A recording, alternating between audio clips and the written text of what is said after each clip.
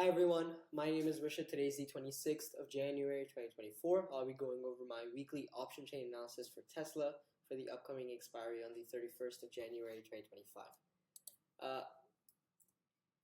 The max, so just a note, this video, the column where it says -1 is actually from 2 weeks ago because I didn't make videos last week, so just keep that in mind.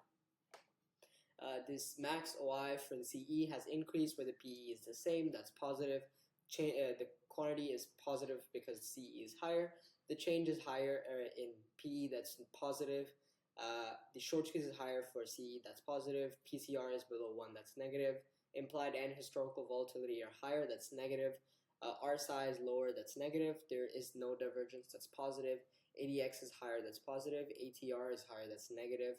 Both EMAs are higher, that's 2 positives. VWAP is higher and pivot points higher, that's another 2 positives. But the candlestick is bearish, that's negative.